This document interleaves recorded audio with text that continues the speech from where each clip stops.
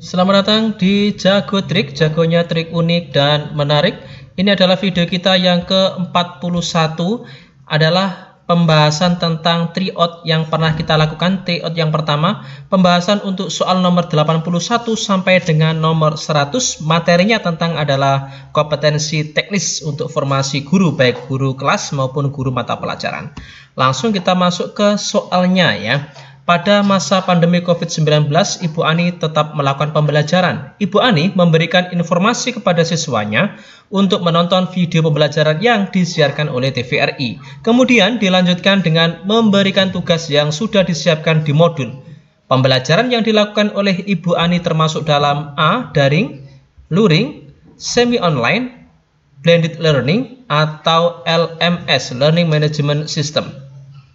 Kalau kita lihat di sini adalah Ibu Ani menyarankan kepada siswanya untuk menonton pembelajaran yang telah disiarkan oleh TVRI. Artinya tidak membutuhkan akses internet, artinya tidak online. Berarti di sini adalah pembelajaran luar jaringan atau luring. Lanjut di soal berikutnya nomor 2. Pak Anton mengajar di salah satu sekolah di kota yang mempunyai akses internet yang sangat mendukung. Oke, kata kunci itu. Sekolah di mana Pak Anton mengajar menetapkan pembelajaran daring. Oke, daring dalam jaringan.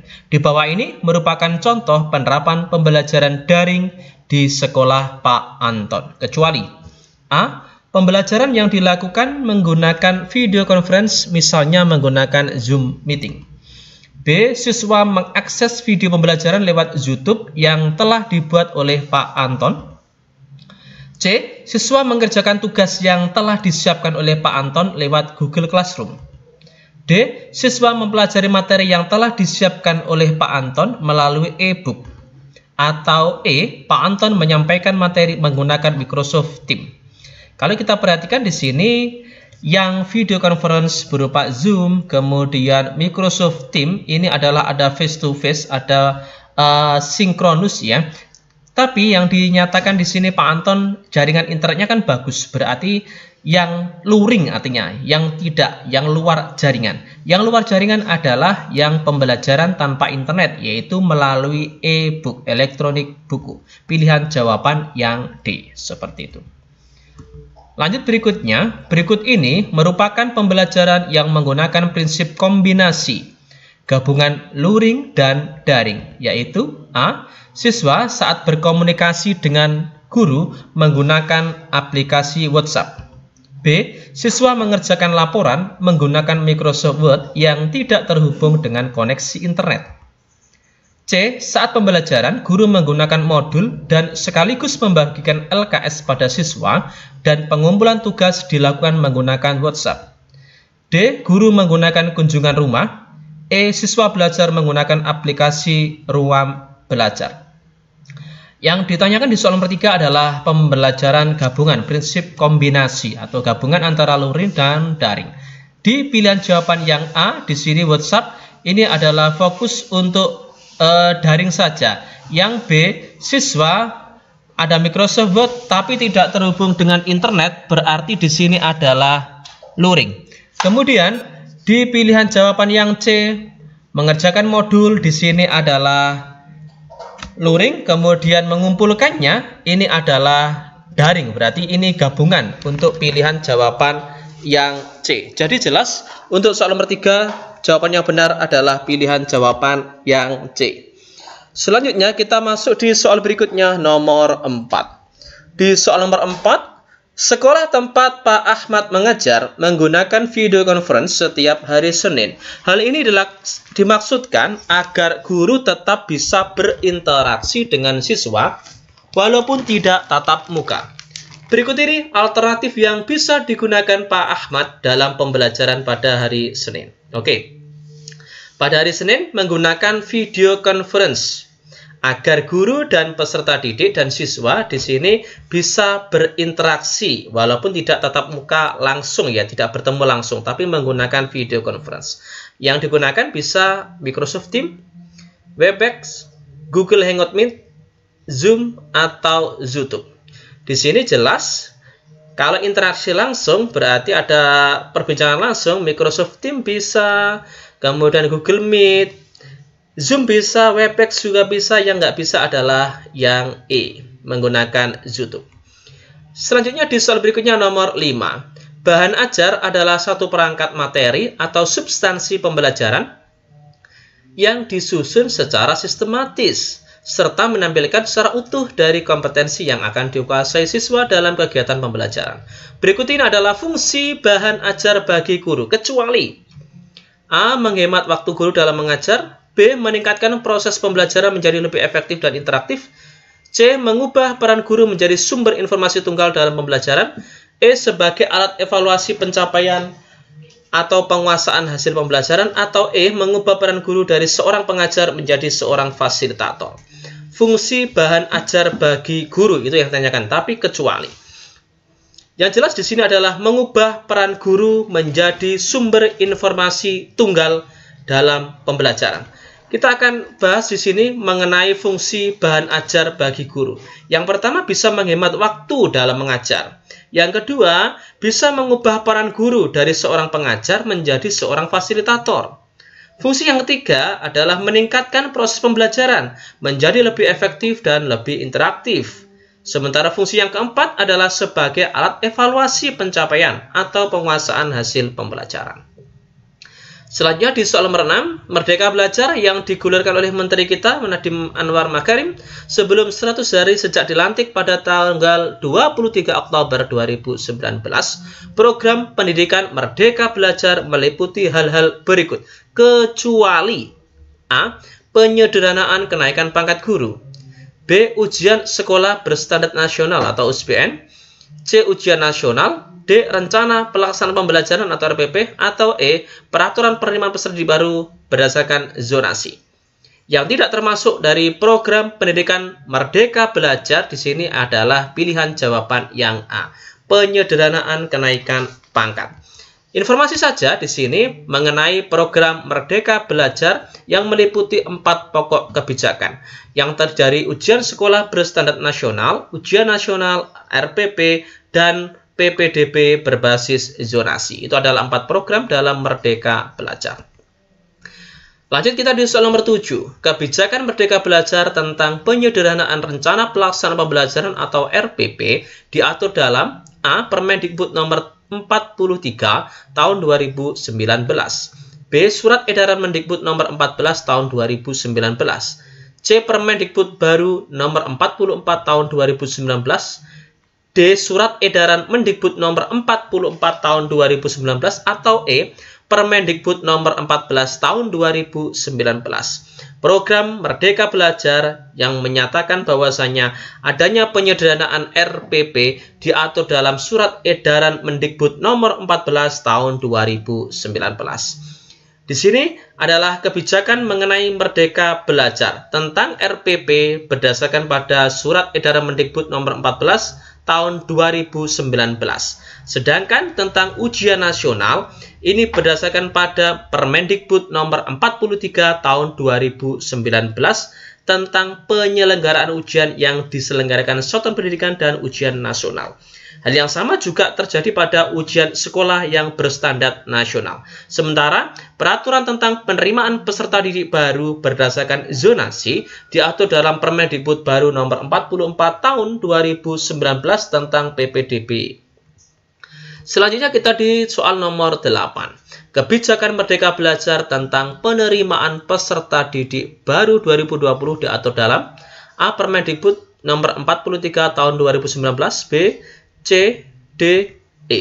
Oke, seperti yang saya sampaikan di soal sebelumnya, tadi kan tentang penyederhanaan RPP. Di soal nomor 8 di sini tentang PPDB-nya yang berdasarkan zonasi. Diatur dalam Permendikbud nomor 44 tahun 2019. Ini yang bawah. Jadi, ini adalah peraturan mengenai kebijakan Merdeka Belajar. 9 dalam hal RPP berdasarkan Surat Edaran Mendikbud nomor 14 tahun 2019 tentang penyederhanaan RPP, isinya meliputi penyederhanaan dari 13 komponen RPP yang tertuang dalam Permendikbud nomor 22 tahun 2016 yang menjadi kompetensi inti saja. Ada 3. Apa saja itu? A, B, C, D, E. Jadi dari 13 komponen RPP yang tertuang dalam Permendikbud nomor 22 tahun 2016 dirubah menjadi hanya 3 komponen inti berdasarkan SE Mendikbud nomor 14 2019. Ketiga komponen inti tersebut adalah tentang tujuan pembelajaran, langkah pembelajaran, dan penilaian. Pilihan yang E. Secara informasi, sebagai informasi saja, di sini dari 13 komponen ada dirubah, disederhanakan menjadi 3 komponen inti, yaitu tujuan pembelajaran, langkah pembelajaran, dan penilaian pembelajaran atau assessment yang wajib dilakukan oleh guru, sedangkan komponen yang lain sisanya adalah sebagai pelengkapnya. Nomor 10. Berdasarkan Permendikbud baru nomor 44 tahun 2019 tentang PPDB, sebagaimana dinyatakan pada pasal 11, dalam persentase pembagiannya untuk jalur zonasi adalah A, B, C, D, E. Oke, untuk jalur zonasi sebanyak atau paling sedikit adalah 50%. Ini adalah informasinya. Untuk jalur zonasi paling sedikit 50%, untuk afirmasi paling sedikit 15%, untuk jalur perpindahan orang tua, tugas orang tua atau wali di sini adalah 5%, sementara jalur prestasi di sini adalah sisa kuota dari ketiganya tadi berkisar antara 0 sampai 30%. Nomor 11 berikut ini merupakan beberapa hal yang perlu mendapat perhatian dalam pembelajaran konstruktivistik, kecuali A, B, C, D, E. Oke. Kecuali ya di sini ya. Beberapa hal yang perlu mendapatkan perhatian dalam pembelajaran konstruktif. Konstruktif artinya siswa membangun sendiri pengetahuannya, guru hanya sebagai fasilitatornya saja. Informasi di sini bahwasanya beberapa hal yang perlu mendapatkan perhatian dalam pembelajaran konstruktivistik di sini adalah yang pertama, mengutamakan pembelajaran yang bersifat nyata atau berbasis konteks yang relevan dengan dunia anak. Yang kedua, mengutamakan proses. Yang ketiga, menanamkan pembelajaran dalam konteks pengalaman sosial. 4 adalah pembelajaran dilakukan dalam upaya mengkonstruksi pengalaman siswa. Jadi, yang tidak termasuk dari hal-hal yang mendapatkan perhatian dalam pembelajaran konstruktivistik di sini adalah pilihan jawaban yang D. Lebih mengutamakan hasil belajar. Yang benar adalah lebih mengutamakan proses. Nomor berikutnya. Proses mendapatkan informasi dan pengalaman baru yang langsung menyatu dengan struktur mental yang sudah dimiliki oleh seseorang disebut asosiasi, akomodasi, skemata, respon, atau asimilasi. Oke, agar kita memahami bagaimana asimilasi kemudian akomodasi di sini, ada beberapa teori belajar dari Piaget di sini mengenai struktur kognitif seseorang itu karena proses asimilasi dan akomodasi. Asimilasi itu apa? Asimilasi adalah proses mendapatkan informasi atau pengalaman baru langsung menyatu dengan struktur mental yang sudah dimiliki oleh anak tersebut. Sedangkan akomodasi adalah proses penstrukturan kembali struktur mental akibat adanya informasi dan pengalaman baru. Nah, dalam hal belajar, Piaget tidak sependapat bahwasanya belajar itu adalah sesuatu yang terbatas, yaitu lebih terpacu atau dipacu ke arah spontanitas terbatas untuk masalah tunggal. Ini adalah teori SR, stimulus dan respon. Jadi di soal nomor 12 jawabannya benar adalah asimilasi karena langsung menyatu, kata kuncinya, menyatu dengan struktur mental, itu adalah asimilasi. Berikutnya, nah kalau 13 yang satunya proses penstrukturan kembali struktur mental akibat adanya informasi dan pengalaman baru. Ini yang satunya tadi, yaitu yang pertama tadi kan asimilasi yang langsung menyatu. Yang membutuhkan penstruktural kembali, ini yang disebut dengan akomodasi tadi. Nah, ini asimilasi kan langsung menyatu. Yang akomodasi adalah penstruktural kembali. Jadi itu sebagai kata kuncinya saja. Jadi ini jelas jawabannya adalah yang B. Berikutnya, di dalam struktur mental siswa telah ada pengorganisasian dan pengelompokan bentuk-bentuk persegi, persegi panjang, jajar genjang. Kemudian siswa diberikan bangun trapesium. Siswa mengerti bahwa trapesium merupakan segi empat dengan sifat yang sedikit berbeda dengan struktur kognitif yang telah dimilikinya. Berarti, siswa tersebut menyatukan objek ke dalam struktur kognitif yang sudah dimilikinya. Dan terjadilah apa yang dimaksud dengan, jelas ini ya, tadi kalau sudah menyatu ini langsung menyatu karena konsep persegi, persegi panjang, jajar genjang, kemudian diberikan masalah trapesium, kan hampir sama. Ini adalah segi empat yang memiliki sifat yang sedikit berbeda, hanya hampir sama. Artinya di sini langsung menyatu dengan kognitif yang sudah dimilikinya. Berarti prosesnya adalah proses asimilasi gitu. Itu yang konsep tadi, asimilasi dan akomodasinya. Lanjut berikutnya di soal nomor 15 ya. Di dalam struktur mental siswa telah ada pengorganisasian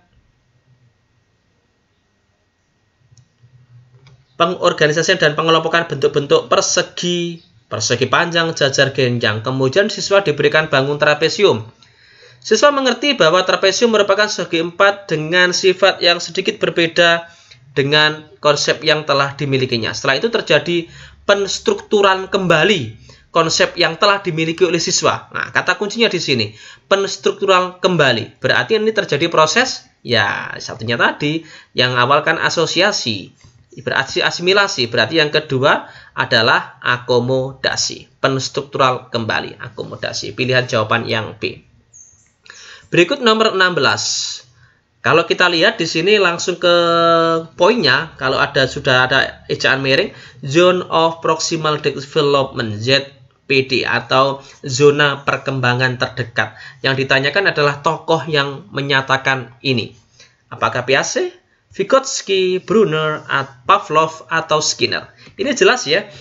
Kita informasikan bahwasanya Vygotsky itu berpendapat bahwasanya perkembangan kognitif terbatas dalam rentang kecil pada setiap usia dan interaksi sosial dengan orang-orang yang lebih berpengalaman diperlukan untuk menemukan zona perkembangan terdekat atau yang dikenal dengan ZPD. Jadi jelas di sini jawabannya adalah Vygotsky, pilihan jawaban yang B. Tokoh yang dikenal dengan teori perkembangan sosiokultural adalah 5 pilihannya A sampai dengan E. Sosiokultural.